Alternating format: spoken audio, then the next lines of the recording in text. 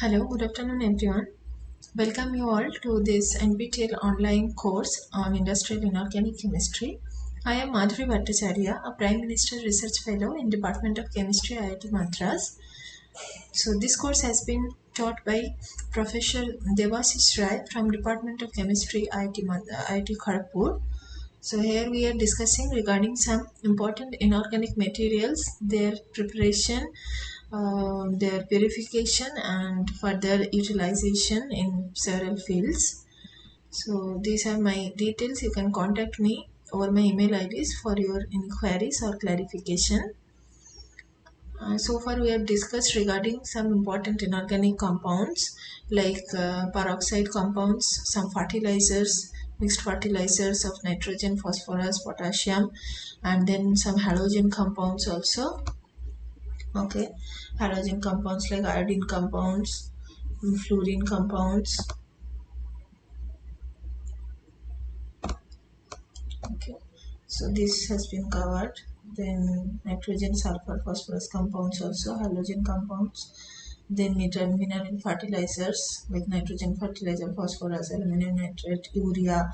Then potassium containing fertilizers, also economic importance of fertilizers. And then today we will discuss regarding some other kind of inorganic materials, then followed by some alkaline earth materials. We will cover all the things. Okay, so coming to the first question, the chemical formula of lithium containing spodumene is, so this is a mineral spodumene. The correct formula of spodumene is actually lithium aluminium Si2O6. Spodumene is a pyroxene mineral containing lithium aluminium ionosilicate, and its formula is lithium aluminium SiO3 whole 2. Silicate moiety is there, and lithium aluminium lithium aluminium non-metals are there, like lithium and aluminium metal containing silicate, we can say. Okay, so pyroxene mineral consisting lithium aluminium ionosilicate. It is a source of lithium. It occurs as colorless to yellowish, purplish, or lilac concite, yellowish green, or emerald green. Several other forms are also available. So it comes in different colors with different physical appearance, like crystalline prismatic crystals also, or bulk crystals also with big size are available. So the correct option of our formula of mineral spodumene is lithium aluminium Si2O6. Then on heating lithium carbonate, it decomposes in order to evolve which of the following species? So correct option will be lithium carbonate, means some carbonate source is there, so carbon dioxide will be evolved, because any oxysalts of lithium are actually not stable towards heat, and it decomposes spontaneously to form some stable oxide like lithium oxide. So Li2CO3 will be decomposed to produce lithium oxide plus CO2. Okay. Then Downs process is a process of extraction of calcium, sodium, lithium, or potassium. So the Downs process is for sodium extraction only, in which sodium is extracted by the electrolysis of fused sodium chloride. Okay, so fused sodium, already we have seen several electrolysis process of sodium chloride aqueous solution, which is called brine, by several methods like membrane method, then our chlor-alkali method, then several other method also. As I have discussed in the previous classes, I will just recapitulate once again.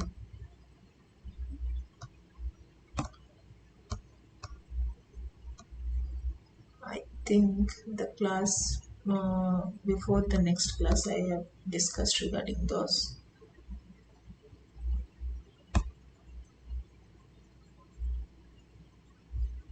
Yeah, this class only. So mercury cell, this is also for sodium chloride electrolysis only. Then our this cell diaphragm cell, where the both the electrodes are separated by diaphragm. And then chloralkali normal membrane cell. All cells we have discussed for electrolysis of sodium chloride. And also we can use fused sodium chloride electrolysis process for sodium extraction. In case of those process like this membrane process and or this membrane process, membrane cell for chloralkali process, Markeri cell and diaphragm cell. These will produce by after hydrolysis, after electrolysis of sodium chloride, this will produce sodium hydroxide along with chlorine gas. But for by electrolysis of fused sodium, we will get pure sodium and as well as chlorine gas, not any sodium hydroxide, because we are not using any water, any aqueous source here. Pure sodium chloride will be fused and then sodium will be extracted in one of the electrode, like in cathode only.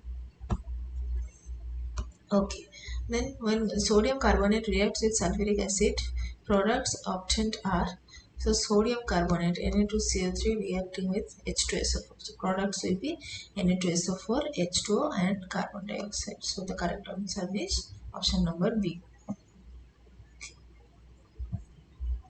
Which one of the following is a purely calcium borate mineral? Kernite, ulexite, colamanite and proberite. So we have to know the composition of these minerals, then only we can answer this question. Kernite means it is actually sodium borate material having this composition Na2B4O7.4H2O, whereas ulexite is sodium calcium borate compound like NaCaB5O9 8H2O, and probertite also NaCaB5O9.5H2O. So these two are sodium calcium borate. So only colamanite, it is the pure calcium borate mineral only. There is no other metal except calcium. So calcium Ca2B6O11.5H2O is the composition of colamanite, which is a purely calcium borate mineral. The function of KOH is to absorb CO2, H2O moisture, sunlight. So the correct answer will be option number A, CO2.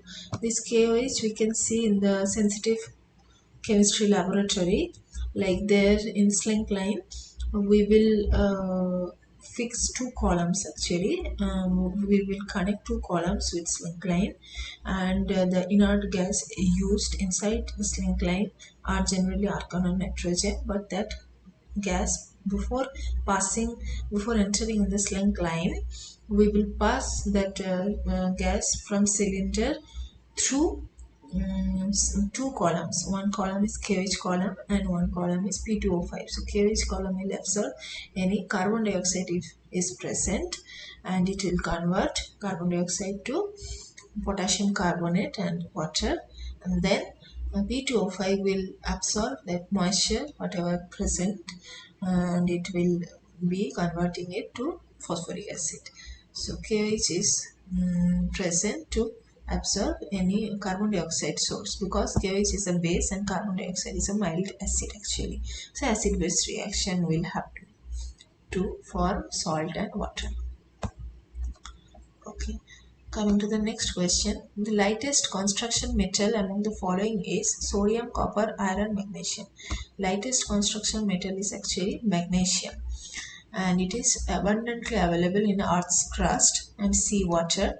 Magnesium is the third most commonly used structural metal following steel and aluminium. Steel and aluminium are the most abundant metal we can say, most commonly used structural metal, and then third one is the magnesium, and it is light also. Then chemical formula of magnesite is MgCO3, MgCO, MgSO4, Mg3PO4 whole 2. Correct option will be MgCO3. So magnesite is actually a magnesium carbonate mineral, and this is named for its structure by inclusion of magnesium. Actually, magnesite is typically formed during the metamorphism or chemical weathering through alteration of magnesium rich rocks or carbonate rocks. Means carbonate rocks and magnesium rocks both are like reacting together, and some morphological change is happening through some like physical change or some chemical change. So its morphology will be changed, both the magnesium rock and carbonate rock, and it will combine to produce one new kind of rock that is called magnesium carbonate or magnesite. And magnesite is used to obtain magnesium oxide also, which is for steel industry acts as a refractory material, and for chemical industry as a raw material. So we often use small quantities of magnesite as a gem and lapidary stone also. Okay. Then which one among the following is a wrong combination? Like dolomite, calcium carbonate and magnesium carbonate. Gypsum is calcium sulfate only. Limestone is calcium carbonate only. But quicklime is the wrong combination, because it is not calcium chloride. It is actually calcium oxide, commonly known as quicklime or burnt lime. Is widely used chemical compound, and it appears as white caustic alkaline crystalline solid at room temperature. Then Epsom salt is chemically known as calcium sulfate, magnesium sulfate, potassium sulfate, or aluminum sulfate. Epsom salt is actually magnesium sulfate, MgSO4. It is the magnesium sulfate only. It's a chemical compound made up of magnesium, sulfur, and oxygen. It gets its name from the town of Epsom in Surrey, England, where it is originally discovered. So these are the questions where we have discussed some sulfate containing minerals majorly, and then carbonate minerals also, along with like some alkaline earth minerals. Okay, alkaline earth minerals, the main group minerals, P block minerals also, then sodium extraction process, and so yeah, that's it. Okay, that's all for today. So we will meet in the next class. Thank you.